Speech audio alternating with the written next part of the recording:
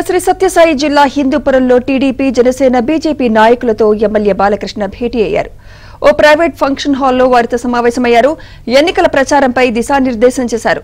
రాష్ట్ర ప్రజల కోసం ఎన్డీఏ కూటమిలో చేరడం జరిగిందన్నారు. త్వరలో జరిగే సార్వత్రిక ఎన్నికల్లో హిందూపురంలో ఎన్డీఏ కూటమి జెండా రెపరెపలాడాలని పిలుపునిచ్చారు. ప్రతి ఒక్క ఓటరు తమ విలువైన ఓటును అభివృద్ధి పరిచే కూటమి అభ్యర్థికే వేయాలని కోరారు. హిందూపురంలో గెలిపే లక్ష్యంగా ప్రతి కార్యకర్త సైనికుడిలా పనిచేయాలని పిలుపునిచ్చారు. వైసీపీ ఆగడాలకు ఏపీ ప్రజలు విసిగిపోయారన్నారు. ప్రతి ఓటరు ఆలోచించి ఓటు వేస్తే వైసీపీ ప్రభుత్వం ఇంటికి వెళ్లక తప్పదని బాలకృష్ణ తెలిపారు.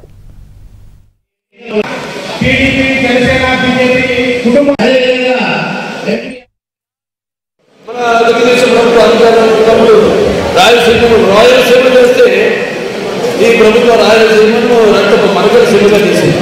మన ప్రభుత్వం మరి రాయలసీమలో పగల సెగలను చల్లార్చి ఒక ప్రతిగా చేస్తే మరి ఈ ప్రభుత్వం సభ్యుల మగల మీద రక్తాన్ని చెల్లించింది. రాయలసీమ భూములను సస్యశామనం చేస్తే ఈ యొక్క